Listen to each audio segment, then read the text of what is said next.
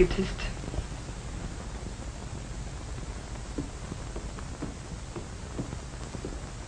If he thinks I'm going to sit home and cry my eyes out, he's got a door to slam. Well, so have I. I can make my own living just as well as he can make his. He ought to be glad I'm working. Just because he can't stand competition, he wants me to quit. My work isn't important enough. I'm only a woman. But he, the man, is boss. He'd like me to be a slave to the house while some cutie on the paper whispers into his porteries. Look at this mess. The way he throws his clothes around. It wouldn't hurt His Highness a little interest in the house. I'm the one who's married, but he can act as if he were single. He wouldn't dream of wearing a wedding ring, no matter how much I tell him I like it. But I'm as good as he is. I've got a brain of my own, and I intend to make the most of my life, too. Yes, I want a home and kids, but I'm not going to be a fool like Mother, bending over a wash tub all her life while Dad went around as free as air. A woman's place is in the home. Why, His Highness ought to wear side whiskers and carry a gold-headed cane. If he thinks I'm going to obey his every command, he can get right out of my life. And I mean it, right out of my life.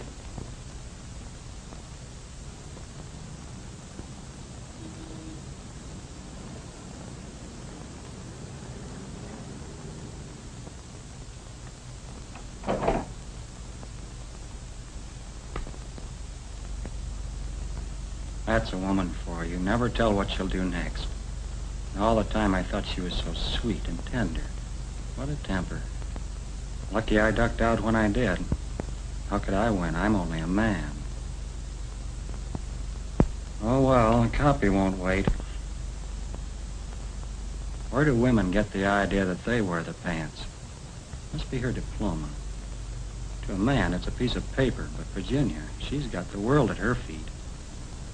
The way she hangs on to her name, you'd think it was a shame to be a Jackson.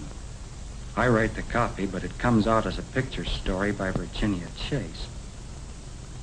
She'd break her neck for a good shot, but our home is like a bachelor rooming house. It's about time she learned what comes first, marriage or her job. Everybody else leads a normal life. Why can't we? I'm fed up with warmed-up leftovers and dishes in the sink. She can't even find time to sew on a button for me. How Mom used to take care of Dad, and how happy both of them were. Virginia's got no such respect for a man. What was she thinking of when she said, I do? A roommate to help with the dishes? What does a man work for? Beating his brains out to make something out of himself if his wife doesn't look up to him. Instead, she competes with me and makes a half man out of me and a half woman out of herself. And I, like a fool, thought I was getting a wife. I'll show her who's boss, even if we wind up in the courts. This wasn't the first time that Jackson's marriage had shown signs of cracking. And the next morning, as had happened many morning afters, they were assigned to the same story. Here they were. Who was to blame? Neither and both. Each one felt he was being asked to give up more than he could afford. Yet almost without knowing why, they moved toward each other and fumbled for some way of coming closer together. Let's go someplace and talk, Mike said.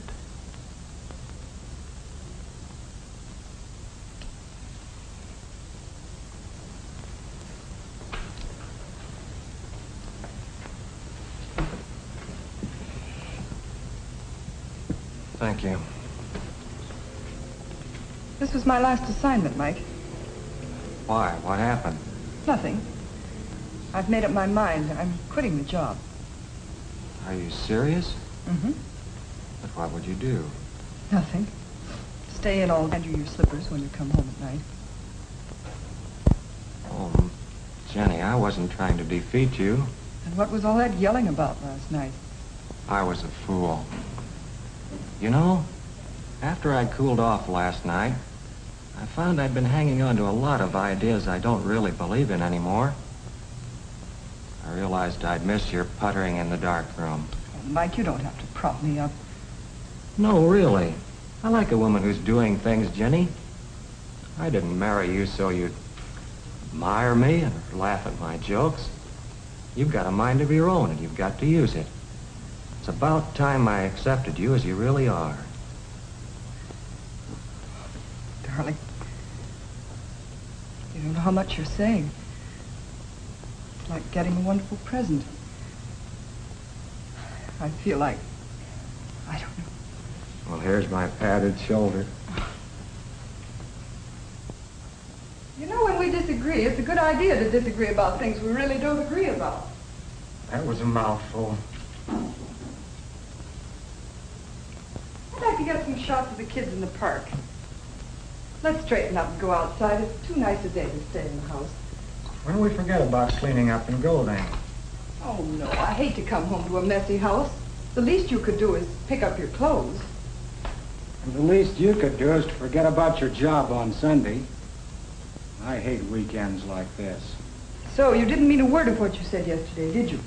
No, that's not what I meant. But can't we have a little bit of a family life, at least on Sunday? Well, we may as well have this out again. Sure, I want family life. But if I'm to keep up my job, I can't do all the housework myself. You've got to do the few things I ask you to, Mike. Are you trying to boss me again?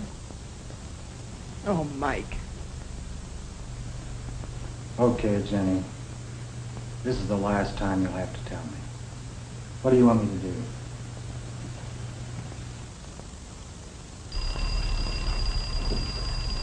Okay, we're up. Jenny, you're doing things to me. A year ago, I'd have heard that alarm in my dreams and slept on. I feel good, too. I feel like splurging tonight. It's payday. But we were out only day before yesterday. Every day seems payday to you. One day we go out, the next day you buy a chiffon nightgown. But we never save a penny that way. It's my money. Our toast's gonna burn. Don't run away. I want this straightened out. I thought you weren't gonna mold me anymore. You got a cigarette? No, you haven't brushed your teeth yet. And don't change the subject. Do I look good in a chiffon nightgown, or don't I? Or don't you notice anymore? I do, dear. I didn't mean to pick on that. I'm just trying to make $1 worth a buck. That's my point. Well, how do we do that? Something we'll have to find out. Well, I think it's just one of the things we'll have to work out. Breakfast will be ready in a minute. You waste as much money as I do, Mike, and you know it. Who, me? Yes, how about all your taxi cabs and fancy lunches and cocktails and things? Oh, that's a business investment. You mean an alibi, don't you? All right, so I've got no head for money. Oh, now don't get cross. I'm not trying to start an argument. From now on, why don't we both write down every cent we spend? That won't help. We'll just spend it anyway. Well, what will help? A budget. Oh, that would depress me, Mike. I feel like it depended on an allowance. That's the only thing that'll make a marriage like ours work. What about love? Doesn't that come first? Of course. It's got to rest on a balanced budget.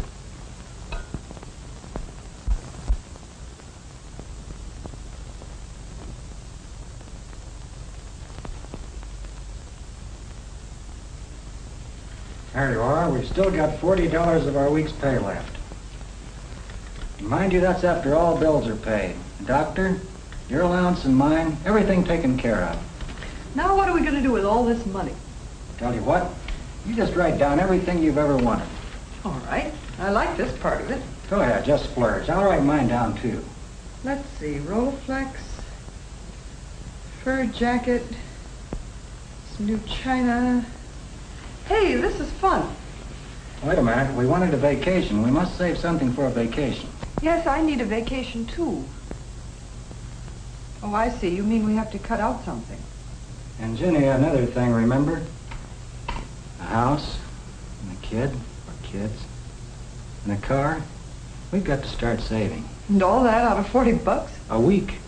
Don't forget, that's a lot of money in a year. We can cut down on our allowance, too. Look, if I cut down on cigarettes and on cabs,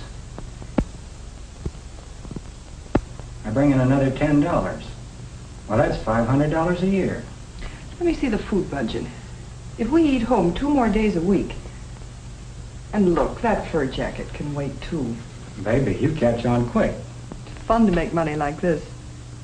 Jenny, we just made a chunk of dough. It's 60 instead of 40 a week now. Well, that's wonderful. Mike, you're wonderful. Where would I be without you? Bye.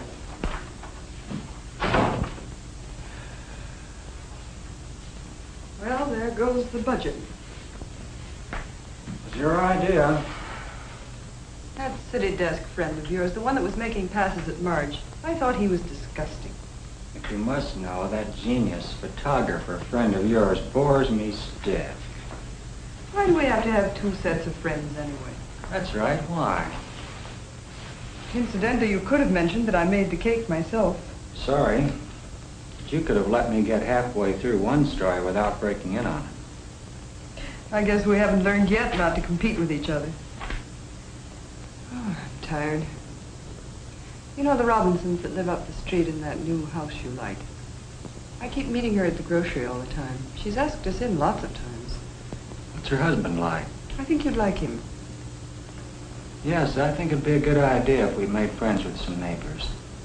The next time you see her, tell her we'd be delighted to come. What's today? 20th. And last month when we did that hospital story, when was that? 9th? No, 10th. Why? I think you better take me to the doctor tomorrow.